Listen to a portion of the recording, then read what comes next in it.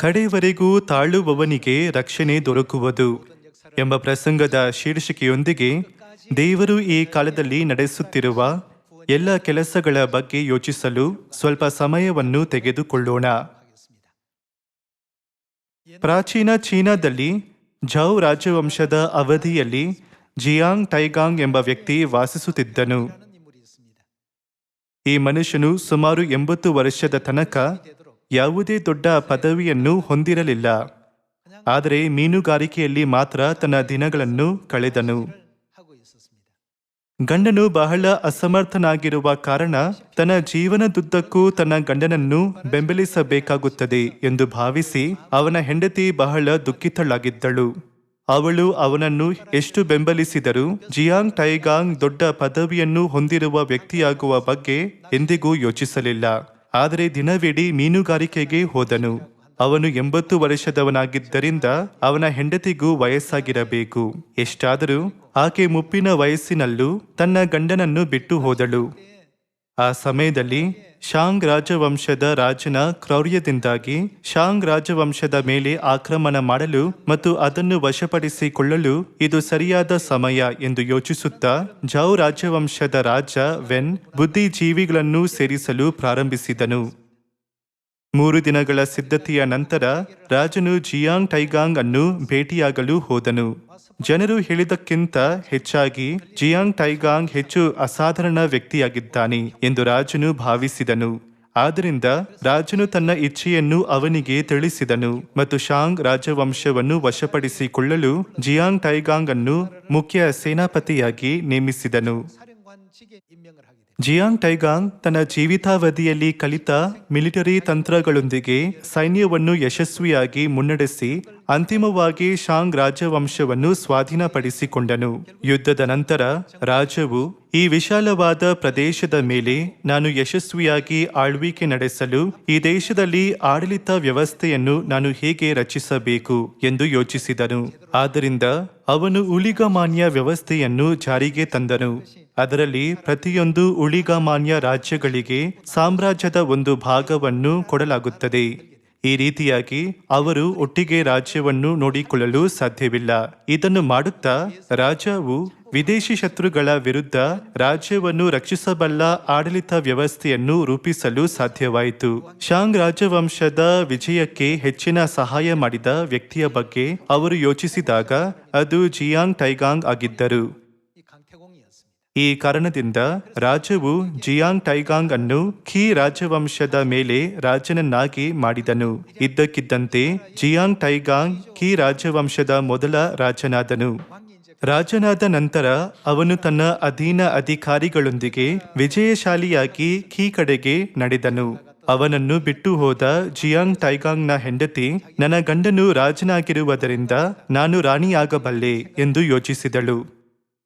ಆದ್ದರಿಂದ ಅವಳು ಸಂತೋಷದಿಂದ ನೃತ್ಯ ಮಾಡಿ ರಾಜವಂಶದ ಮೆರವಣಿಗೆಯನ್ನು ತಡೆದು ನಾನು ಸುಮಾರು 80 ವರ್ಷಗಳ ಕಾಲ ನಿಮಗೆ ಸೇವೆ ಮಾಡಿದ ಮತ್ತು ಬೆಂಬಲಿಸಿದ ನಿಮ್ಮ ಹೆಂಡತಿ ಎಂದು ಹೇಳಿದಳು. ಅವಳನ್ನು ಹೆಂಡತಿಯಾಗಿ ಅಂಗೀಕರಿಸುವಂತೆ ಕೇಳಿಕೊಂಡಳು. ಆ ಸಮಯದಲ್ಲಿ ಜಿಯಾಂಗ್ ಟೈಗಾಂಗ್ ತನ್ನ ಸೇವಕರಿಗೆ ಒಂದು ಬಟ್ಟಲು ನೀರು ತರಲು ಆದೇಶಿಸಿದನು. ಅನಿರೀಕ್ಷಿತವಾಗಿ ಅವನು ನೀರನ್ನು ನೆಲದ ಮೇಲೆ ಸುರಿದು ಅವಳಿಗೆ, ನೀನು ನೀರನ್ನು ಮತ್ತೆ ಬಟ್ಟಲಿನಲ್ಲಿ ಹಾಕಲು ಸಾಧ್ಯವಾದರೆ ನಾನು ನಿನ್ನನ್ನು ನನ್ನ ಹೆಂಡತಿಯಾಗಿ ಅಂಗೀಕರಿಸುತ್ತೇನೆ ಅಂದನು. ಸದಸ್ಯರೇ, ಯಾರಾದರೂ ನೀರನ್ನು ಮತ್ತೆ ಬಟ್ಟಲಿನಲ್ಲಿ ಹಾಕಲು ಸಾಧ್ಯವೇ? ಇಲ್ಲ. ಅದೇ ರೀತಿ ಅವಳು ಅವನ ಹೆಂಡತಿಯಾಗಲು ಸಾಧ್ಯವಿಲ್ಲ. ಅವಳು ಕಡೆಯವರೆಗೂ ತಾಳಿಕೊಳ್ಳದ ಕಾರಣ ಅವಳು ರಾಜ್ಯದ ರಾಣಿಯಾಗುವ ಮಹಿಮಾನ್ವಿತ ಸ್ಥಾನವನ್ನು ಸ್ವೀಕರಿಸುವ ಅವಕಾಶವನ್ನು ಕಳೆದುಕೊಂಡಳು.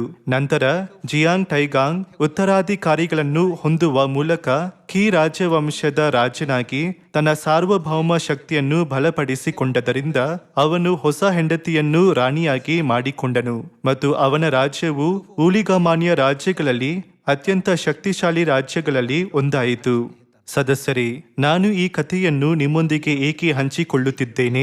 ಅವನ ಹೆಂಡತಿ ಅವನಿಗೆ 80 ವರ್ಷವಾಗುವ ತನಕ ಸಹಿಸಿಕೊಂಡಳು. ಅವಳು ಇನ್ನೂ ಸ್ವಲ್ಪ ತಾಳಿಕೊಂಡಿದ್ದರೆ ಅವಳು ಅನೇಕ ಒಳ್ಳೆಯ ವಿಷಯಗಳಲ್ಲಿ ಭಾಗಿಯಾಗುತ್ತಿದ್ದಳು. ಅವಳು ಸ್ವಲ್ಪ ಹೆಚ್ಚು ಸಹಿಸಿಕೊಳ್ಳಲು ಸಾಧ್ಯವಾಗದ ಕಾರಣ ಅವಳು ರಾಜವಂಶದ ಸ್ಥಾನವನ್ನು ಸ್ವೀಕರಿಸುವ ಅವಕಾಶವನ್ನು ಕಳೆದುಕೊಂಡಳು. ದುರದೃಷ್ಟವಶಾತ್ ತನ್ನ ಜನ್ಮ ಹಕ್ಕನ್ನು ಕಳೆದುಕೊಂಡ ಏಸಾವನಂತೆ ಈ ಲೋಕದಲ್ಲಿಯೂ ಇದೇ ರೀತಿಯ ಅನೇಕ ಪ್ರಕರಣಗಳಿವೆ.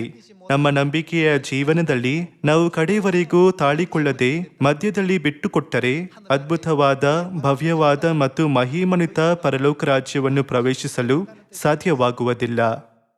ಆದ್ದರಿಂದ ನಮಗೆ ಯಾವುದೇ ತೊಂದರೆಗಳು ಎದುರಾದರೂ ಕಡೆಯವರೆಗೂ ತಾಳಿಕೊಳ್ಳುವ ನಂಬಿಕೆಯನ್ನು ನಾವು ಹೊಂದಿರಬೇಕು.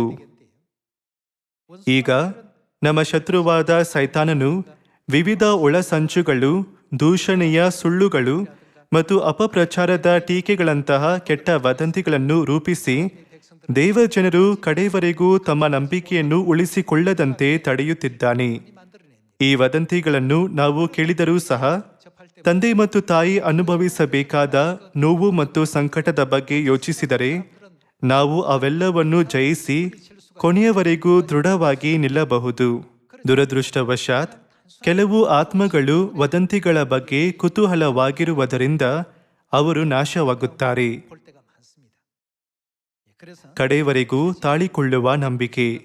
ಕಡೆಯವರೆಗೂ ತಾಳುವವನಿಗೆ ರಕ್ಷಣೆ ದೊರಕುವುದು ಎಂದು ತಂದೆ ನಮಗೆ ಕಲಿಸಿದ್ದಾರೆ. ನಮ್ಮ ನಂಬಿಕೆಯ ವಿಷಯ ಬಂದಾಗ ಸತ್ಯವೇದದಲ್ಲಿ ಅನೇಕ ಬೋಧನೆಗಳಿವೆ. ಕಡೆಯವರೆಗೂ ತಾಳುವವನು ರಕ್ಷಣೆ ಹೊಂದುವನು. ಕಡೆಯವರೆಗೂ ತಾಳುವವನು ಧನ್ಯನು.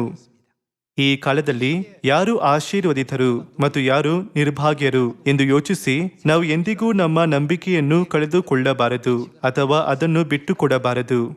ಈ ಭೂಮಿಯ ಮೇಲೆ ದೇವರು ಚೀಯೋನನ್ನು ನಮ್ಮ ರಕ್ಷಣೆಯ ಕೊನೆಯ ಆಶ್ರಯ ಸ್ಥಳವಾಗಿ ಆರಿಸಿದ್ದಾರೆ. ಎಷ್ಟಾದರೂ ಅನೇಕ ಜನರು ಚೀಯೋನನ್ನು ಬಿಟ್ಟು ಹೋಗುತ್ತಾರೆ. ಅವರು ಚೀಯೋನನ್ನು ಬಿಟ್ಟು ಹೋದರೂ ಅವರಿಗೆ ಇನ್ನೂ ರಕ್ಷಣೆಯುಂಟು ಎಂದು ತಪ್ಪಾಗಿ ಭಾವಿಸುತ್ತಾರೆ. ಅಂತಹ ಆಲೋಚನೆಗಳನ್ನು ಹೊಂದಿರುವುದು ದುರದೃಷ್ಟಕರವಾಗಿದೆ. ಜಿಯಾಂಗ್ ಟೈಗಾಂಗ್ನ ಹೆಂಡತಿಯ ಕಥೆಯಂತೆ ನಾನು ಚೀಯೋನನ್ನು ಬಿಟ್ಟು ಹೋದರೆ ಉತ್ತಮವಾಗಿರುತ್ತದಲ್ಲವೇ ಎಂದು ಕೆಲವರು ಯೋಚಿಸಬಹುದು. ಆದರೆ ಅದು ಎಂದಿಗೂ ಉತ್ತಮವಾಗಿರುವುದಿಲ್ಲ. ಭೂಮಿಯನ್ನು ಮತ್ತು ಇಡೀ ವಿಶ್ವವನ್ನು ಯಾರು ಆಳುತ್ತಾರೆ? ಪ್ರತಿ ಕಾಲದ ಎಲ್ಲ ಇತಿಹಾಸವನ್ನು ಯಾರು ನಿರ್ವಹಿಸಿ ಮುನ್ನಡೆಸುತ್ತಾರೆ? ಕೆಲವೊಮ್ಮೆ ಜನರು ದೇವರು ಎಲ್ಲವನ್ನೂ ಮಾಡುತ್ತಾರೆ ಎಂದು ತಮ್ಮ ತುಟಿಗಳಿಂದ ಒಪ್ಪಿಕೊಳ್ಳುತ್ತಾರೆ ಮತ್ತು ಅಂಗೀಕರಿಸುತ್ತಾರೆ. ಆದರೆ ಅವರು ಅದನ್ನು ತಮ್ಮ ಹೃದಯದಲ್ಲಿ ಸಂಪೂರ್ಣವಾಗಿ ನಂಬುವುದಿಲ್ಲ. ಆದ್ದರಿಂದ ಅವರು ತಮ್ಮ ನಂಬಿಕೆಯನ್ನು ಬಿಟ್ಟು ಬಿಡುವ ಮೂರ್ಖ ಕೆಲಸವನ್ನು ಮಾಡುತ್ತಾರೆ. ಹಾಗಾದರೆ ದೇವರ ಸತ್ಯ ಇರುವ ಚೀಯೋನನ್ನು ಯಾರು ಸ್ಥಾಪಿಸಿದರು? ಕೀರ್ತನೆಗಳು ಅಧ್ಯಾಯ 102ಕ್ಕೆ ಹೋಗುತ್ತಾ ಚೀಯೋನನ್ನು ಎಂದಿಗೂ ಬಿಟ್ಟು ಹೋಗಬಾರದು ಎಂದು ಹೇಳಿದ ದೇವರ ವಾಕ್ಯವನ್ನು ನೋಡುತ್ತಾ ನಾವು ಉತ್ತರವನ್ನು ಕಂಡುಹಿಡಿಯೋಣ. ಕೀರ್ತನೆಗಳು ಅಧ್ಯಾಯ 102 ವಚನ 16. ಆತನು ಮಹಿಮೆಯಲ್ಲಿ ಬಂದು ಚೀಯೋನನ್ನು ತಿರುಗಿ ಕಟ್ಟಿಸಿದನೆಂದು. ವಚನ 17.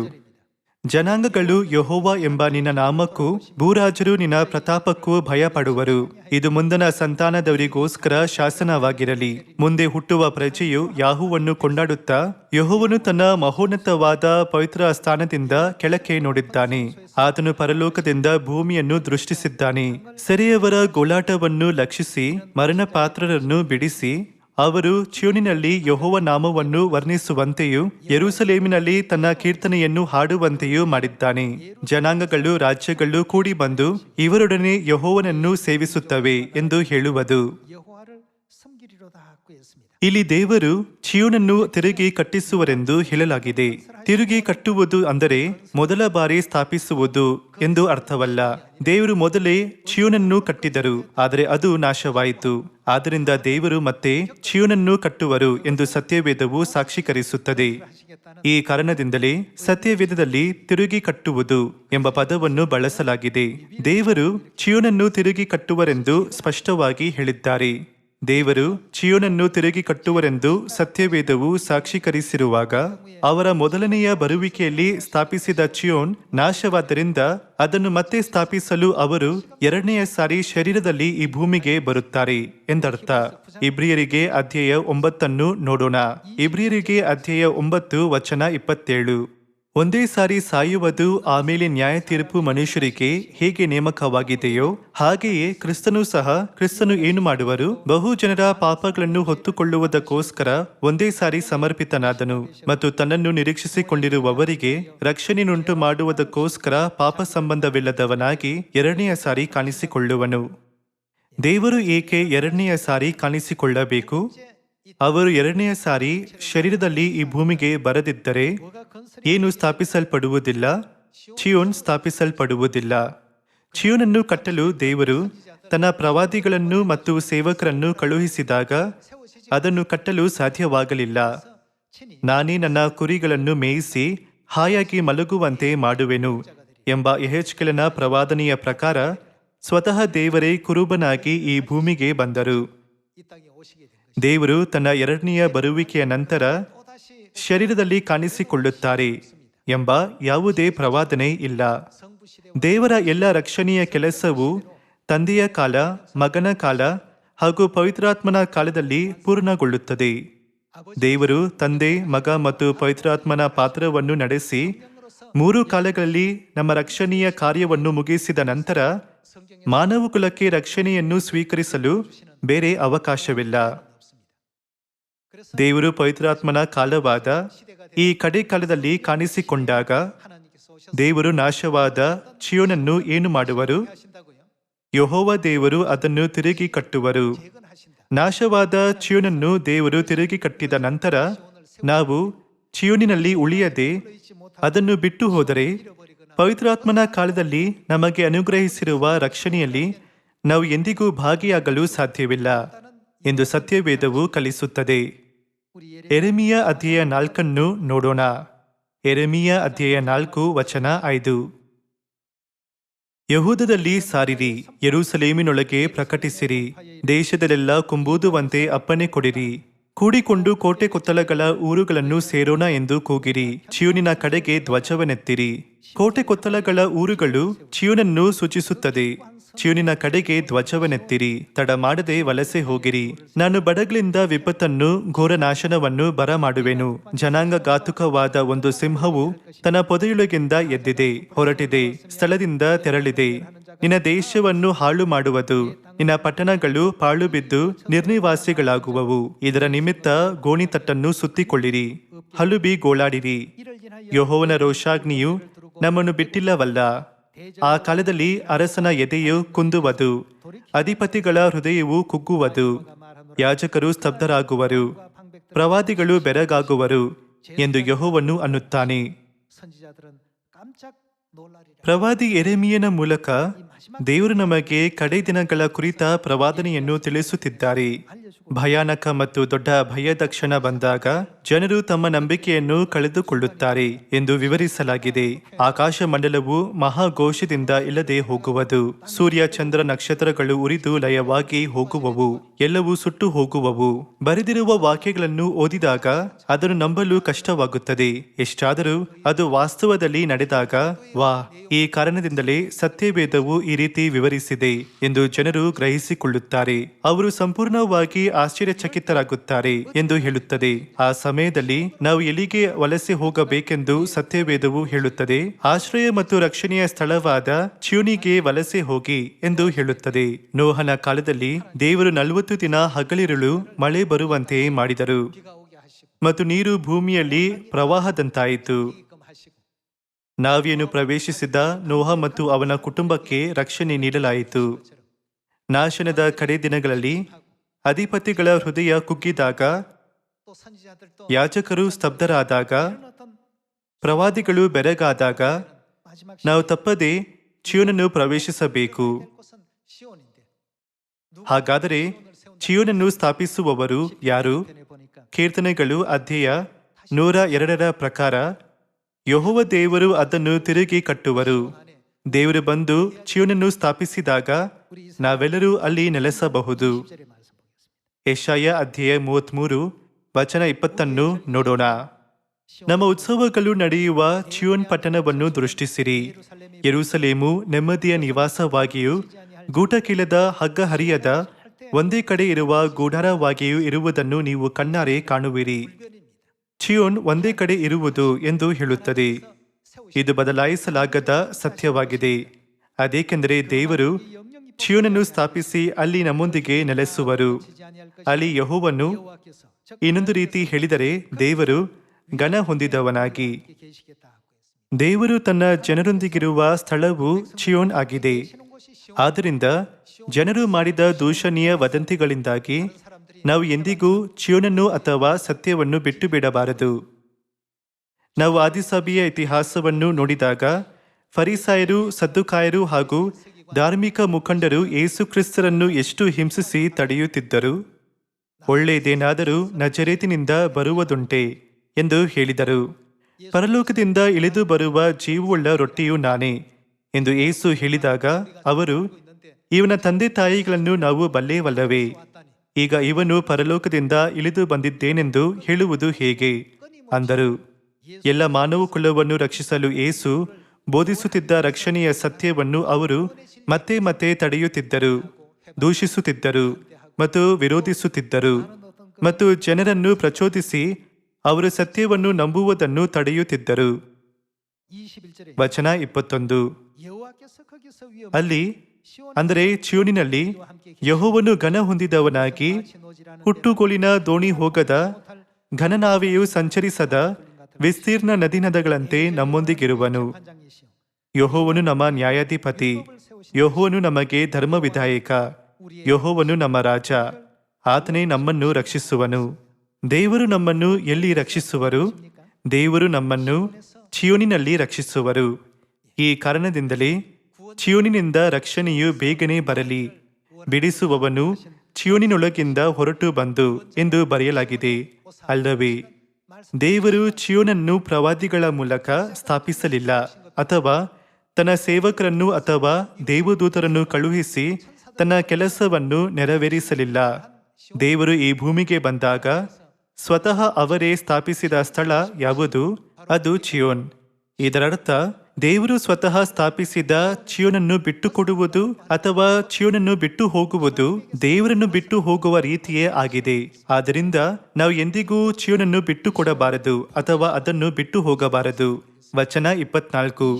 ಚೀಯೋನಿನ ಯಾವ ನಿವಾಸಿಯೂ ತಾನು ಅಸ್ವಸ್ಥನು ಎಂದು ಹೇಳನು. ಅಲ್ಲಿಯ ಇನ್ನೊಂದು ರೀತಿಯಲ್ಲಿ ಹೇಳಿದರೆ ಚೀಯೋನಿನ ಜನರ ಪಾಪವು ಪರಿಹಾರವಾಗುವುದು. ದೇವರು ಚೀಯೋನಿನಲ್ಲಿ ಪಾಪಕ್ಷಮೆಯ ಅನುಗ್ರಹವನ್ನು ಸಹ ನೀಡುವರು. ನಾವು ಕೊನೆಯವರೆಗೂ ಚೀಯೋನಿನಲ್ಲಿ ಉಳಿಯಬೇಕು. ಚೀಯೋನಿನ ಸದಸ್ಯರಾದ ನಾವು ಸತ್ಯವೇದದ ಪ್ರವಾದನೆಗಳನ್ನು ಅನುಸರಿಸಿ ಕೊನೆಯವರೆಗೂ ಒಟ್ಟಿಗೆ ಉಳಿಯಬೇಕಲ್ಲವೇ? ಯೆಶಾಯ ಅಧ್ಯಾಯ 4 ನೋಡೋಣ. ಯೆಶಾಯ ಅಧ್ಯಾಯ 4 ವಚನ 2. ಆ ದಿನದಲ್ಲಿ ಯೆಹೋವನು ದಯಪಾಲಿಸುವ ಬೆಳೆಯಿಂದ ಇಸ್ರಾಯೇಲರಲ್ಲಿ ಉಳಿದವರಿಗೆ ಸೌಂದರ್ಯವೂ ಮಹಿಮೆಯೂ ಉಂಟಾಗುವವು. ದೇಶದ ಫಲದಿಂದ ಉನ್ನತಿಯೂ ಭೂಷಣವೂ ಲಭಿಸುವವು. ಮತ್ತು ಚೀಯೋನಿನಲ್ಲಿ ಉಳಿದವರು, ಯೆರೂಸಲೇಮಿನಲ್ಲಿ ನಿಂತವರು ಯಾವ ಮಹಿಮೆಯನ್ನು ಸ್ವೀಕರಿಸುವರು? ಅವರು ಅಂದು ಜೀವಬಾಧ್ಯರ ಪಟ್ಟಿಯಲ್ಲಿ ಹೆಸರು ಬಿದ್ದ ಯೆರೂಸಲೇಮಿನವರೆಲ್ಲರೂ ದೇವರ ಜನರೆನಿಸಿಕೊಳ್ಳುವರು. ಚಿನ್ನದ ಅದಿರಿನಿಂದ ಚಿನ್ನವನ್ನು ಹೊರತೆಗೆದಾಗ ಎಲ್ಲ ಕಲ್ಮಶಗಳು ತೊಳೆದು ಹೋಗಲು ಅದನ್ನು ಬೆಂಕಿಯಲ್ಲಿ ಕಾಯಿಸಬೇಕು. ಅದು ಶುದ್ಧ ಚಿನ್ನವಾಗುವವರೆಗೂ ಕಲ್ಮಶಗಳನ್ನು ತೆಗೆಯಲು ನಿರಂತರ ಸಂಸ್ಕರಣೆ ಮತ್ತು ಕರಗಿಸುವ ಪ್ರಕ್ರಿಯೆಯ ಮೂಲಕ ಅದು ಹಾದು ಹೋಗಬೇಕು. ಕೊನೆಯವರೆಗೂ ಉಳಿಯುವ ಚಿನ್ನ ಮಾತ್ರ ಶುದ್ಧವಾಗಿರುತ್ತದೆ.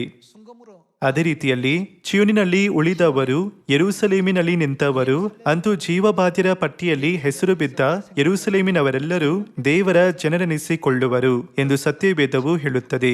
ನಾವು ನಂಬಿಕೆಯ ಹಾದಿಯಲ್ಲಿ ನಡೆಯುವಾಗ ಇಸ್ರಾಯೇಲರು ಅರಣ್ಯದಲ್ಲಿ 40 ವರ್ಷಗಳ ಪ್ರಯಾಣದಲ್ಲಿ ಮಾಡಿದಂತೆ ನಮ್ಮ ಆಧ್ಯಾತ್ಮಿಕ ಪ್ರಯಾಣವು ಬೇಸರದ ಸಂಗತಿಯಂತೆ ನಾವು ಕೆಲವೊಮ್ಮೆ ಭಾವಿಸಬಹುದು.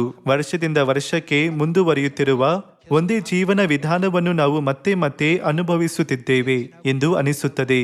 ಜಿಯಾಂಗ್ ಟೈಗಾಂಗ್ನ ಹೆಂಡತಿಯ ವಿಷಯದಲ್ಲೂ ಅದೇ ರೀತಿಯಾಗಿತ್ತು. ಅವನು 80 ವರ್ಷದವನಾಗುವವರೆಗೂ ಆಕೆ ಅವನೊಂದಿಗೆ ಜೀವಿಸಿದಳು. ಬಹಳ ಸಮಯ ಅವಳು ಪೂರ್ಣ ಹೃದಯದಿಂದ ಅವನ ಸೇವೆ ಮಾಡಿರಬಹುದು. ಬಹುಶಃ ಇಂದು ಅವರಿಗೆ ಯಾವುದಾದರೂ ಸ್ಥಾನವನ್ನು ಕೊಡಲಾಗುವುದು. ಈ ಆಲೋಚನೆಯೊಂದಿಗೆ ಅವಳು ನಿರಂತರವಾಗಿ ಸೇವೆ ಮಾಡಿದಳು. ಆದರೆ ಜಿಯಾಂಗ್ ಟೈಗಾಂಗ್ ಯಾವಾಗಲೂ ನದಿಯ ಬಳಿ ಹೋಗಿ ಮೀನುಗಾರಿಕೆ ಮಾಡುತ್ತಾ ತನ್ನ ದಿನವನ್ನು ಕಳೆದನು. ಅವನು ಮೀನು ಹಿಡಿಯಲು ಅಲ್ಲಿಗೆ ಹೋಗುತ್ತಿರಲಿಲ್ಲ, ಆದರೆ ಅವನು ತನ್ನ ಸಮಯವನ್ನು ವ್ಯರ್ಥ ಮಾಡುತ್ತಿದ್ದನು. ಅವನು ಹಲವು ವರ್ಷಗಳಿಂದ ಅದನ್ನು ಮಾಡುತ್ತಿದ್ದರಿಂದ ಅವನ ಹೆಂಡತಿ ಅವನನ್ನು ನೋಡಿಕೊಂಡು ಆಯಾಸಗೊಂಡಿರಬಹುದು. ಎಷ್ಟಾದರೂ ಅವಳ ಕತೆ ಅಲ್ಲಿಗೆ ಕೊನೆಗೊಂಡಿತು. ಸತ್ಯವೇದದಲ್ಲಿ ದೇವರು ಬರುವವರೆಗೂ ಸತ್ಯವನ್ನು ದೃಢವಾಗಿ ಹಿಡಿದುಕೊಳ್ಳಬೇಕೆಂದು ದೇವರು ಮನಪೂರ್ವಕವಾಗಿ ಹೇಳುತ್ತಿದ್ದಾರೆ. ಇದಕ್ಕೆ ಒಂದು ಕಾರಣವಿರಬೇಕು ಅಲ್ಲವೇ? ನಾವು ಇನ್ನೂ 1 ತಿಂಗಳು ಅಥವಾ 1 ವಾರ ಅಥವಾ ಇನ್ನೂ 1 ದಿನ ತಾಳಿಕೊಂಡರೆ ನಾವು ಅದ್ಭುತ ಮಹಿಮೆಯಲ್ಲಿ ಭಾಗಿಯಾಗಲು ಸಾಧ್ಯವಾಗುತ್ತದೆ. ಆದರೆ ನಮ್ಮ ಜೀವನದ ಕಷ್ಟಗಳಿಂದಾಗಿ ನಾವು ನಮ್ಮ ನಂಬಿಕೆಯನ್ನು ತೊರೆದರೆ ನಮ್ಮ ಅಂತಿಮ ಫಲಿತಾಂಶವು ದುಃಖಕರವಾಗಿರುತ್ತದೆ. ಜಿಯಾಂಗ್ ಬಹಳ ಪ್ರಸಿದ್ಧ ವ್ಯಕ್ತಿಯಾಗಿದ್ದರಿಂದ ಅನೇಕ ಜನರು ಅವನ ಬಗ್ಗೆ ಮಾತನಾಡುತ್ತಾರೆ. ಆದರೆ ಈ ಲೋಕದಲ್ಲಿ ಅನೇಕ ಜನರು ಅವನ ಹೆಂಡತಿಯ ಅದೇ ಪರಿಸ್ಥಿತಿಯಲ್ಲಿದ್ದಾರೆ. ಆದ್ದರಿಂದ ನಾವು ಕೊನೆಯವರೆಗೂ ಸರಿಯಾದ ನಂಬಿಕೆಯೊಂದಿಗೆ ತಾಳಿಕೊಳ್ಳುವುದು ಮುಖ್ಯವಾಗಿದೆ. ಕೆಲವೊಮ್ಮೆ ಸತ್ಯದ ಬಗ್ಗೆ ಸರಿಯಾದ ತಿಳುವಳಿಕೆಯನ್ನು ಹೊಂದಿರದ ನಮ್ಮ ಸುತ್ತಮುತ್ತಲಿನ ಜನರಿಂದ ಅಥವಾ ಸತ್ಯವನ್ನು ತೊರೆದವರಿಂದ ದೂಷಣೆಯ ಮಾತುಗಳನ್ನು ನಾವು ಕೇಳಬಹುದು.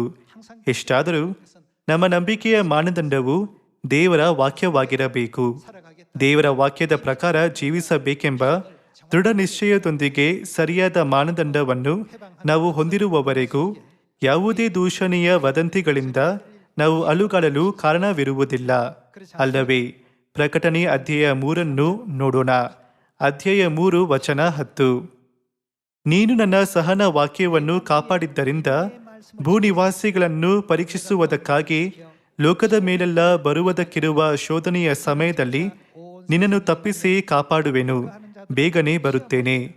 ನಿನಗಿರುವುದನ್ನು ನೀನು ಏನು ಮಾಡಬೇಕು? ನಿನಗಿರುವುದನ್ನು ಹಿಡಿದುಕೊಂಡಿರು. ನಿನ್ನ ಜಯಮಾಲೆಯನ್ನು ಯಾರೂ ಅಪಹರಿಸಬಾರದು. ಏಕೆಂದರೆ ಸೈತಾನನು ಖಂಡಿತವಾಗಿಯೂ ನಿಮಗಿರುವುದನ್ನು ಹಿಡಿದುಕೊಂಡಿರಲು ಸಾಧ್ಯವಾಗದಂತಹ ಪರಿಸ್ಥಿತಿಯನ್ನು ಉಂಟು ಮಾಡುತ್ತಾನೆ. ನಿನಗಿರುವುದನ್ನು ಹಿಡಿದುಕೊಂಡಿರು. ನಿನ್ನ ಜಯಮಾಲೆಯನ್ನು ಯಾರೂ ಅಪಹರಿಸಬಾರದು. ಜಯಮಾಲೆಯನ್ನು ಯಾರಿಗೆ ನೀಡಲಾಗುವುದು? ಅದು ರಾಜನಿಗೆ ನೀಡಲಾಗುವುದು. ನಾವು ಪರಲೋಕ ರಾಜ್ಯದಲ್ಲಿ ಯುಗ ಯುಗಾಂತರಗಳಲ್ಲಿಯೂ ಆಳುವೆವು ಎಂದು ದೇವರು ಹೇಳಿದ್ದಾರೆ. ನಾವು ಈ ಮಹಿಮಾನ್ವಿತ ಸ್ಥಾನದ ವಾಗ್ದಾನವನ್ನು ಸ್ವೀಕರಿಸಿದ್ದೇವೆ.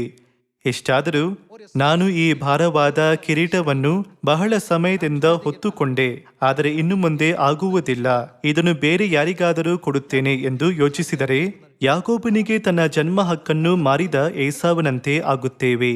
ಈ ಕಾರಣದಿಂದಲೇ ದೇವರು ಬೇಗನೆ ಬರುತ್ತೇನೆ, ನಿನಗಿರುವುದನ್ನು ಹಿಡಿದುಕೊಂಡಿರು, ನಿನ್ನ ಜಯಮಾಲೆಯನ್ನು ಯಾರೂ ಅಪಹರಿಸಬಾರದು ಎಂದು ಹೇಳಿದರು.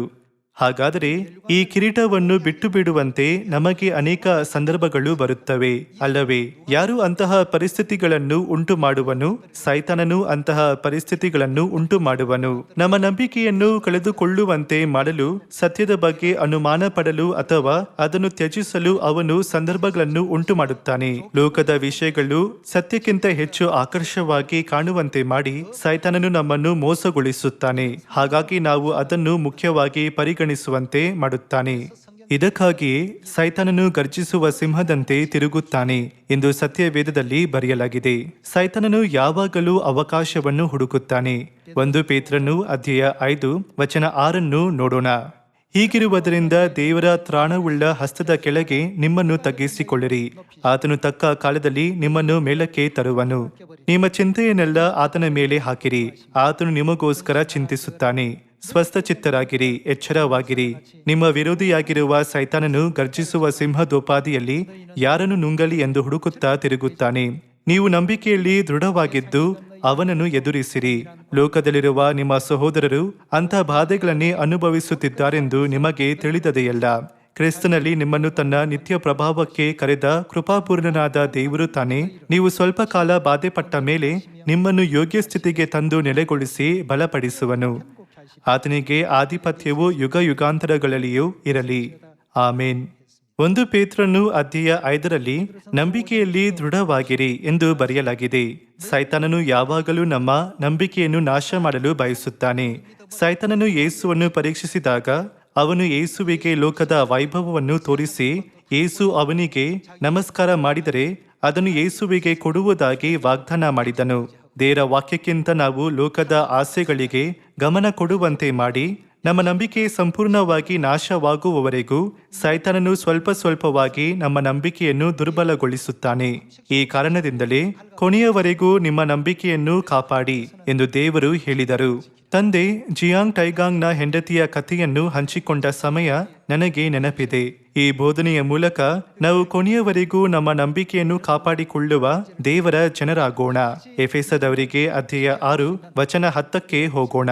ಕಡೆ ಮಾತೇನೆಂದರೆ, ನೀವು ಕರ್ತನನ್ನು ಆತನ ಅತ್ಯಧಿಕವಾದ ಶಕ್ತಿಯನ್ನು ಆಶ್ರಯಿಸಿಕೊಂಡವರಾಗಿ ಬಲಗೊಳ್ಳಿರಿ. ಸೈತಾನನ ತಂತ್ರೋಪಾಯಗಳನ್ನು ನೀವು ಎದುರಿಸಿ ನಿಲ್ಲುವುದಕ್ಕೆ ಶಕ್ತರಾಗುವಂತೆ ದೇವರು ದಯಪಾಲಿಸುವ ಸರ್ವಾಯುಧಗಳನ್ನು ಧರಿಸಿಕೊಳ್ಳಿರಿ. ನಮ್ಮ ಕಣ್ಣುಗಳನ್ನು ಶೋಧಿಸುವ ಸಂಗತಿಗಳಿಂದ ನಮ್ಮ ಆತ್ಮಗಳನ್ನು ನಾಶ ಮಾಡಲು ನಿರಂತರವಾಗಿ ಸೈತಾನನು ಎಲ್ಲಾ ರೀತಿಯ ವಂಚಕ ತಂತ್ರಗಳನ್ನು ಮಾಡುತ್ತಾನೆ. ವಚನ 12. ನಾವು ಹೋರಾಡುವುದು ಅಥವಾ ನಮ್ಮ ಯುದ್ಧವು ಮನುಷ್ಯ ಮಾತ್ರದವರ ಸಂಗಡವಲ್ಲ, ರಾಜ್ಯತ್ವಗಳ ಮೇಲೆಯೂ ಅಧಿಕಾರಿಗಳ ಮೇಲೆಯೂ ಈ ಅಂಧಕಾರದ ಲೋಕಾಧಿಪತಿಗಳ ಮೇಲೆಯೂ ಆಕಾಶ ಮಂಡಲದಲ್ಲಿರುವ ದುರಾತ್ಮಗಳ ಸೇನೆಯ ಮೇಲೆಯೂ ನಾವು ಹೋರಾಡುವವರಾಗಿದ್ದೇವೆ. ಆದುದರಿಂದ ಕಠಿಣ ಯುದ್ಧವು ನಡೆಯುವ ದಿವಸದಲ್ಲಿ ಆ ವೈರಿಗಳನ್ನು ಎದುರಿಸುವುದಕ್ಕೂ ಮಾಡಬೇಕಾದದೆಲ್ಲವನ್ನು ಮಾಡಿ ಜಯಶಾಲಿಗಳಾಗಿ ನಿಲ್ಲುವುದಕ್ಕೂ ಶಕ್ತರಾಗುವಂತೆ ದೇವರು ದಯಪಾಲಿಸುವ ಸರ್ವಾಯುಧಗಳನ್ನು ತೆಗೆದುಕೊಳ್ಳಿರಿ. ಸತ್ಯವೆಂಬ ನಡುಕಟ್ಟನ್ನು ಕಟ್ಟಿಕೊಂಡು ನೀತಿಯೆಂಬ ವಜ್ರ ಕವಚವನ್ನು ಧರಿಸಿಕೊಂಡು ಸಮಾಧಾನದ ವಿಷಯವಾದ ಸುವಾರ್ತೆಯನ್ನು ತಿಳಿಸುವುದರಲ್ಲಿ ಸಿದ್ಧವಾದ ಮನಸ್ಸೆಂಬ ಕೆರಗಳನ್ನು ಮೆಟ್ಟಿಕೊಂಡು ನಿಲ್ಲಿರಿ ಮತ್ತು ನಂಬಿಕೆ ಎಂಬ ಗುರಾಣಿಯನ್ನು ಹಿಡುಕೊಳ್ಳಿರಿ. ಅದರಿಂದ ನೀವು ಕೆಡುಕನ ಅಗ್ನಿ ಬಾಣಗಳನ್ನೆಲ್ಲ ಆರಿಸುವುದಕ್ಕೆ ಶಕ್ತರಾಗುವಿರಿ. ಕೆಡುಕನ ಅಗ್ನಿ ಬಾಣಗಳು ಮತ್ತು ಈಟಿಗಳ ವಿಷಯದಲ್ಲಿ ನಾವು ಅವುಗಳನ್ನು ನಂಬಿಕೆ ಎಂಬ ಗುರಾಣಿಯಿಂದ ತಡೆಯಬೇಕು. ಸೈತಾನನು ನಿರಂತರವಾಗಿ ನಮ್ಮ ಮೇಲೆ ಅಗ್ನಿ ಬಾಣಗಳನ್ನು ಎಸೆಯುತ್ತಾನೆ. ಕೆಲವು ಸಮಯದಲ್ಲಿ ಆ ಬಾಣಗಳಿಂದ ಕೆಲವರು ಹಾನಿಗೊಳಗಾದ ಘಟನೆ ಸಂಭವಿಸಿರಬಹುದು. ಸೈತಾನನು ಅಗ್ನಿ ಬಾಣಗಳಿಂದ ಅಥವಾ ಅಗ್ನಿ ಈಟಿಗಳಿಂದ ನಮ್ಮನ್ನು ಆಕ್ರಮಿಸಿದಾಗ ಪರಲೋಕದ ತಂದೆ ಮತ್ತು ತಾಯಿಯ ಮೇಲಿನ ನಂಬಿಕೆಯಿಂದ ನಾವು ಅದನ್ನು ತಡೆಯಬಹುದು. ವಚನ 17ರಲ್ಲಿ ಇದಲ್ಲದೆ ರಕ್ಷಣೆ ಎಂಬ ಶಿರಸ್ತ್ರಾಣವನ್ನು ಇಟ್ಟುಕೊಂಡು ಎಂದು ಹೇಳುತ್ತದೆ. ಶಿರಸ್ತ್ರಾಣವನ್ನು ನಮ್ಮ ತಲೆಯ ಮೇಲೆ ಧರಿಸುತ್ತೇವೆ ಅಲ್ಲವೇ? ರಕ್ಷಣೆಯು ಯಾವಾಗಲೂ ನಮ್ಮ ಮನಸ್ಸಿನಲ್ಲಿರಬೇಕೆಂಬ ಕಾರಣದಿಂದ ಸತ್ಯವೇದವು ಇದನ್ನು ಕಲಿಸುತ್ತದೆ. ನಾವು ರಕ್ಷಣೆಯ ಕುರಿತು ಯೋಚಿಸದೆ ನಮ್ಮ ಮನಸ್ಸು ಈ ಲೋಕದ ಇಚ್ಛೆಗಳಿಂದ ತುಂಬಿದ್ದರೆ ಅಂತಿಮವಾಗಿ ನಾವು ರಕ್ಷಣೆಯನ್ನು ತ್ಯಜಿಸುತ್ತೇವೆ. ಹಾಗಾಗಿ ದೇವರಲ್ಲಿ ನಂಬಿಕೆಯನ್ನು ಹೊಂದುತ್ತಾ ನಾವು ಯಾವಾಗಲೂ ರಕ್ಷಣೆಯ ಕುರಿತು ಯೋಚಿಸಬೇಕು. ಇದಲ್ಲದೆ ರಕ್ಷಣೆ ಎಂಬ ಶಿರಸ್ತ್ರಾಣವನ್ನು ಇಟ್ಟುಕೊಂಡು ಪವಿತ್ರಾತ್ಮನು ಕೊಡುವ ದೇವರ ವಾಕ್ಯವೆಂಬ ಕತ್ತಿಯನ್ನು ಹಿಡಿಯಿರಿ. ನೀವು ಪವಿತ್ರಾತ್ಮ ಪ್ರೇರಿತರಾಗಿ ಎಲ್ಲ ಸಮಯಗಳಲ್ಲಿ ಸಕಲ ವಿಧವಾದ ಪ್ರಾರ್ಥನೆಯಿಂದಲೂ ವಿಜ್ಞಾಪನೆಯಿಂದಲೂ ದೇವರನ್ನು ಪ್ರಾರ್ಥಿಸಿರಿ. ಇದರಲ್ಲಿ ಪೂರ್ಣ ಸ್ಥಿರಚಿತ್ತರಾಗಿದ್ದು ದೇವ ಜನರೆಲ್ಲರ ವಿಷಯದಲ್ಲಿ ವಿಜ್ಞಾಪನೆ ಮಾಡುತ್ತಾ ಎಚ್ಚರವಾಗಿರಿ. ನನಗೋಸ್ಕರ ಸಹ ಪ್ರಾರ್ಥನೆ ಮಾಡಿರಿ. ನಾನು ಬಾಯಿ ತೆರೆಯುವಾಗ ಪೂರ್ವ ಕಾಲದಲ್ಲಿ ಗುಪ್ತವಾಗಿದ್ದ ಸುವಾರ್ಥ ಸತ್ಯಾರ್ಥವನ್ನು ಭಯವಿಲ್ಲದೆ ತಿಳಿಸುವುದಕ್ಕೆ ಬೇಕಾದ ಮಾತನ್ನು ದೇವರು ನನಗೆ ಅನುಗ್ರಹಿಸಬೇಕೆಂದು ಪ್ರಾರ್ಥಿಸಿರಿ. ನಾವು ಬೋಧಿಸದಿದ್ದಾಗ ಆ ಸಮಯದಲ್ಲಿ ಸೈತಾನನು ನಮ್ಮನ್ನು ಬಾಣಗಳು ಮತ್ತು ಈಟಿಗಳಿಂದ ದಾಳಿ ಮಾಡುತ್ತಾನೆ. ನಾವು ಬೋಧಿಸುವ ಮೂಲಕ ಆಧ್ಯಾತ್ಮಿಕವಾಗಿ ಸೈತಾನನ ಮೇಲೆ ದಾಳಿ ಮಾಡಬಹುದು. ಹಾಗಾಗಿ ಸೈತಾನನು ಹೊಸೊಡಂಬಡಿಕೆಯ ಸುವಾರ್ತೆಯ ಸೇವಕರನ್ನು ಹೆಚ್ಚು ದ್ವೇಷಿಸುತ್ತಾನೆ, ಏಕೆಂದರೆ ಅವರು ದೇವರ ವಾಕ್ಯದ ಮೂಲಕ ಜನರ ಮನಸ್ಸಿನಲ್ಲಿ ಸರಿಯಾದ ಮನಸ್ಥಿತಿಯನ್ನು ತುಂಬುತ್ತಾ ಆತ್ಮಗಳನ್ನು ರಕ್ಷಿಸುವುದನ್ನು ಮುಂದುವರೆಸುತ್ತಾರೆ. ಸೈತಾನನು ಪ್ರತಿಯೊಬ್ಬರನ್ನು ಈ ಲೋಕವನ್ನು ಲೌಕಿಕವಾಗಿ ನೋಡುವಂತೆ ಮಾಡುತ್ತಾನೆ. ಆದರೆ ನಾವು ಲೋಕವನ್ನು ಹೆಚ್ಚು ಆಧ್ಯಾತ್ಮಿಕವಾಗಿ ನೋಡಲು ಜನರಿಗೆ ಸಹಾಯ ಮಾಡುತ್ತೇವೆ. ಸುವಾರ್ತೆ ಸೇವಕರ ಸಂಖ್ಯೆಯು 1ರಿಂದ 10, 100, 1000 ಮತ್ತು 10,000 ಎಂದು ಹೆಚ್ಚುತ್ತಿರುವುದರಿಂದ ಸೈತಾನನು ನಿರಂತರವಾಗಿ ಆಧ್ಯಾತ್ಮಿಕ ಶಕ್ತಿಯನ್ನು ಕಳೆದುಕೊಳ್ಳುತ್ತಿದ್ದಾನೆ. ನಾವು ಸತ್ಯವನ್ನು ಬೋಧಿಸಿದಾಗ ಸೈತಾನನು ಸಂತೋಷವಾಗಿರಲು ಸಾಧ್ಯವಿಲ್ಲ. ಆದ್ದರಿಂದ ನಾವು ಪದೇ ಪದೇ ಗುಪ್ತವಾದ ಸುವಾರ್ಥ ಸತ್ಯಾರ್ಥವನ್ನು ನಾವು ಭಯವಿಲ್ಲದೆ ಬೋಧಿಸಲು ಸಹಾಯ ಮಾಡಿ ಎಂದು ಪ್ರಾರ್ಥಿಸಬೇಕು ಎಂದು ಸತ್ಯವೇದದಲ್ಲಿ ಬರೆದಿದೆ. ವಚನ 20. ಆ ಸತ್ಯಾರ್ಥದ ನಿಮಿತ್ತವೇ ರಾಯಭಾರಿಯಾದ ನಾನು ಬೇಡಿಯಲ್ಲಿ ಬಿದ್ದಿದ್ದೇನಲ್ಲ, ಅದರ ವಿಷಯದಲ್ಲಿ ಧೈರ್ಯವಾಗಿ ಮಾತಾಡುವ ಹಂಗಿನಲ್ಲಿದ್ದೇನೆ. ಹಾಗೆ ನಾನು ಮಾತಾಡಬೇಕೆಂದು ನನಗೋಸ್ಕರ ಬೇಡಿಕೊಳ್ಳಿರಿ. ಈ ಜನರು ಮಾತ್ರ ಕೊನೆಯವರೆಗೂ ತಾಳಿಕೊಳ್ಳಲು ಶಕ್ತರಾಗಿದ್ದಾರೆ. ತಂದೆ ಈ ಭೂಮಿಯ ಮೇಲೆ ನಮಗೆ ಕೊಟ್ಟಿರುವ ಕೊನೆಯ ವಾಕ್ಯಗಳು. ಈಗ ನಮಗೆ ಬೇರೆ ಏನೂ ಇಲ್ಲ. ದೇವರ ವಾಕ್ಯವನ್ನು ನಿಷ್ಠೆಯಿಂದ ಬೋಧಿಸಿ. ಅವರ ಕೊನೆಯ ವಾಕ್ಯಗಳು ನನಗೆ ನೆನಪಿದೆ. ಇದು ಕೊನೆಯ ಕರೆಯಲ್ಲಿ ನಾನು ತಂದೆಯಿಂದ ಸ್ವೀಕರಿಸಿದ ವಾಕ್ಯಗಳು. ದೇವರ ಸತ್ಯವನ್ನು ತಿಳಿಯದೆ ಅಥವಾ ಚಿಯೋನ್ ಎಲ್ಲಿದೆ ಎಂದು ತಿಳಿಯದೆ ಈ ಲೋಕದಲ್ಲಿ ಅನೇಕ ಆತ್ಮಗಳು ಅಲೆದಾಡುತ್ತಿವೆ. ನಾವು ಆ ಆತ್ಮಗಳನ್ನು ಒಂಟಿಯಾಗಿ ಬಿಟ್ಟು ಬಿಡದೆ ಅವರನ್ನು ನಿತ್ಯ ಜೀವದ ಸತ್ಯಕ್ಕೆ ಮುನ್ನಡೆಸಬೇಕು. ಸೈತಾನನ ಶಕ್ತಿ ದುರ್ಬಲವಾಗುತ್ತಿರುವುದರಿಂದ ಜನರು ದೇವರ ಕಡೆಗೆ ಹಿಂತಿರುಗಲು ಸಾಧ್ಯವಾಗುತ್ತಿದೆ. ನಾವೆಲ್ಲರೂ ಎಚ್ಚರಗೊಳ್ಳೋಣ. ನಾವು ಈ ನಂಬಿಕೆಯ ಓಟವನ್ನು ಕೊನೆಯವರೆಗೂ ಓಡಿ ಮುಗಿಸಲು ದೃಢ ನಿಶ್ಚಯವನ್ನು ಹೊಂದಿರಬೇಕು. ಅನೇಕ ಜನರು ತಮ್ಮ ನಂಬಿಕೆಯನ್ನು ಬಿಟ್ಟುಕೊಡುತ್ತಾರೆ. ಕೆಲವರು ಕಷ್ಟಗಳನ್ನು ಜಯಿಸಲು ಸಾಧ್ಯವಾಗದೆ ಬಿಟ್ಟುಕೊಡುತ್ತಾರೆ. ಇತರರು ನಂಬಿಕೆಯ ಜೀವನವು ಬೇಸರವಾಗಿರುವುದರಿಂದ ಬಿಟ್ಟುಕೊಡುತ್ತಾರೆ. ನಾವು ಭೂಮಿಯ ಮೇಲೆ ಅನುಭವಿಸುತ್ತಿರುವ ಪರೀಕ್ಷೆಗಳು ಮತ್ತು ಕಷ್ಟಗಳು ತಾತ್ಕಾಲಿಕವಾದದ್ದು, ಆದರೆ ನಮ್ಮ ನಂಬಿಕೆಯ ಅಂತ್ಯಫಲವು ಶಾಶ್ವತವಾದದ್ದು. ಶಾಶ್ವತವಾದದ್ದು ಅಂದರೆ ಯುಗ ಯುಗಾಂತರಗಳಲ್ಲಿಯೂ ಉಳಿಯುತ್ತದೆ. ನಾವು ಯಾತನೆಯೂ ನಿಲ್ಲದ ನರಕದ ಹೊಂಡದಲ್ಲಿ ಬೀಳುವುದಿಲ್ಲ, ಆದರೆ ಸಂತೋಷ, ಮಹಿಮೆ ಮತ್ತು ಉಲ್ಲಾಸದ ಲೋಕವಾದ ದೇವರ ರಾಜ್ಯವನ್ನು ಪ್ರವೇಶಿಸುತ್ತೇವೆ. ದೇವರು ನಮಗಾಗಿ ಸಿದ್ಧ ಮಾಡಿರುವ ಆ ಲೋಕದಲ್ಲಿ ನಾವು ದಿನದಿಂದ ದಿನಕ್ಕೆ ಸಂತೋಷವನ್ನು ಅನುಭವಿಸುತ್ತೇವೆ. ದೇವರು ನಮಗಾಗಿ ಸಿದ್ಧ ಮಾಡಿರುವ ಪರಲೋಕದ ಆಶೀರ್ವಾದಗಳನ್ನು ಮತ್ತು ನಿತ್ಯ ಜೀವವನ್ನು ನಾವು ಯುಗ ಯುಗಾಂತರಗಳಲ್ಲಿಯೂ ಆನಂದಿಸುವೆವು. ನಾವು ಅಲ್ಲಿಗೆ ಹೋಗುವುದನ್ನು ತಡೆಯಲು ಸೈತಾನನು ಗರ್ಜಿಸುವ ಸಿಂಹದಂತೆ ನಮ್ಮ ಬಲಹೀನತೆಗಳಿಂದ ದಾಳಿ ಮಾಡುತ್ತಾನೆ. ಎಫೆಸದವರಿಗೆ ಅಧ್ಯಾಯ 6ರಲ್ಲಿ ಬರೆದಿರುವಂತೆ, ನಾವು ದೇವರ ವಾಕ್ಯವನ್ನು ನಮ್ಮ ಹತ್ತಿರದಲ್ಲಿ ಇಟ್ಟುಕೊಳ್ಳದಿದ್ದರೆ ನಮ್ಮ ಆತ್ಮಗಳು ಅಂತಿಮವಾಗಿ ಸೈತಾನನಿಂದ ನುಂಗಲ್ಪಡುತ್ತದೆ. ಈ ಕಾರಣದಿಂದಲೇ ನಾವು ಯಾವಾಗಲೂ ದೇವರ ವಾಕ್ಯದಲ್ಲಿ ನೆಲೆಸಿರಬೇಕು. ಲೂಕನ ಪುಸ್ತಕದಲ್ಲಿ ಭೋಗ ಪುರುಷನು, ಭಿಕ್ಷಗಾರನು ಇವರ ದೃಷ್ಟಾಂತದ ಮೂಲಕ ಯೇಸು ಮೊದಲೇ ನರಕದಲ್ಲಿ ಶಿಕ್ಷಿಸಲ್ಪಡುವ ಸಂಕಟದ ಕುರಿತು ವಿವರಿಸಿದ್ದಾರೆ. ಅದು ಭಯಾನಕ ನೋವಿನಿಂದ ಕೂಡಿದ ಸ್ಥಳವಾಗಿರುವುದರಿಂದ ತನ್ನ ಮಕ್ಕಳನ್ನು ಆ ಸ್ಥಳಕ್ಕೆ ಕಳುಹಿಸಲು ತಂದೆ ಬಯಸಲಿಲ್ಲ. ನಮ್ಮನ್ನು ನರಕದಿಂದ ರಕ್ಷಿಸಲು ದೇವರು ಪ್ರಯಾಸ ಪಡುತ್ತಿದ್ದಾರೆ. ಎಷ್ಟಾದರೂ ಸೈತಾನನು ನಮ್ಮನ್ನು ನರಕದ ಹಳ್ಳಕ್ಕೆ ಬೀಳುವಂತೆ ಮಾಡುತ್ತಾನೆ. ಇದರಿಂದ ದೇವರ ಮಕ್ಕಳು ಶಾಶ್ವತ ಶಿಕ್ಷೆಯನ್ನು ಅನುಭವಿಸುತ್ತಾರೆ. ಸೈತಾನನು ತಂದೆ ತಾಯಿಯ ಮಕ್ಕಳನ್ನು ಬೀಳುವಂತೆ ಮಾಡಿ ತಂದೆ ತಾಯಿಗೆ ನೋವನ್ನು ಕೊಡುತ್ತಾನೆ. ಇದು ಅವನ ಉದ್ದೇಶವಾಗಿದೆ. ಸತ್ಯವನ್ನು ತಿರುಚುವ ಮೂಲಕ ಸೈತಾನನು ಎಲ್ಲ ರೀತಿಯ ತೋರಿಕೆಯ ಸುಳ್ಳುಗಳನ್ನು ರಚಿಸುತ್ತಾನೆ. ಒಳ್ಳೆದರ ಕೆಟ್ಟದರ ಅರುಹನ್ನು ಹುಟ್ಟಿಸುವ ಮರದ ಹಣ್ಣನ್ನು ತಿಂದಿದ್ದರಿಂದ ಮರಣ ಬಂದಿತು. ಸೈತಾನನು ನಮಗೆ, ನೀವು ಅದನ್ನು ತಿಂದರೆ ಬುದ್ಧಿವಂತರಾಗುತ್ತೀರಿ ಎಂದು ಹೇಳಿ ನಮ್ಮನ್ನು ಮೋಸಗೊಳಿಸಿದನು. ಸದಸ್ಯರೇ, ಚಿಯೋನಿನಲ್ಲಿ ಉಳಿದವರು ಹಾಗೂ ಯೆರೂಸಲೇಮಿನಲ್ಲಿ ಉಳಿದವರು ದೇವರ ಜನರೆನಿಸಿಕೊಳ್ಳುವರು ಎಂದು ದೇವರು ಏಕೆ ಹೇಳಿದರು ಎಂಬುದರ ಬಗ್ಗೆ ಮತ್ತೊಮ್ಮೆ ಯೋಚಿಸೋಣ. ನಾವು ಸ್ವೀಕರಿಸಿದ ಜೀವದ ಜಯಮಾಲೆಯನ್ನು ಕೊನೆಯವರೆಗೂ ಹಿಡಿದುಕೊಳ್ಳಲು ನಿಷ್ಠೆಯಿಂದ ಪದೇ ಪದೇ ಕೇಳಿಕೊಂಡ ನಮ್ಮ ತಂದೆ ಮತ್ತು ತಾಯಿಯ ಚಿತ್ತವನ್ನು ಮತ್ತೊಮ್ಮೆ ನಮ್ಮ ಹೃದಯದಲ್ಲಿ ಕೆತ್ತಿಕೊಳ್ಳೋಣ. ತಾಯಿ ನಮಗೆ ಕಲಿಸಿದಂತೆ ನಾವು ಯಾವ ಕಷ್ಟಗಳನ್ನು ಎದುರಿಸಬೇಕಾದರೂ ಅಥವಾ ನಾವು ಯಾವ ಪರಿಸ್ಥಿತಿಯಲ್ಲಿದ್ದರೂ ನಮ್ಮ ನಂಬಿಕೆಯನ್ನು ಕಳೆದುಕೊಳ್ಳಬಾರದು ಅಥವಾ ಪರಲೋಕ ರಾಜ್ಯಕ್ಕಾಗಿ ನಮ್ಮ ನಿರೀಕ್ಷೆಯನ್ನು ಎಂದಿಗೂ ಬಿಟ್ಟುಕೊಡಬಾರದು. ನೀವು ಅಧಿಕ ಅನುಗ್ರಹವನ್ನು ಸ್ವೀಕರಿಸಿದ್ದೀರೆಂದು ನಿರೀಕ್ಷಿಸುತ್ತಾ ಇಂದಿನ ಪ್ರಸಂಗವನ್ನು ಮುಗಿಸುತ್ತೇನೆ. ಧನ್ಯವಾದಗಳು.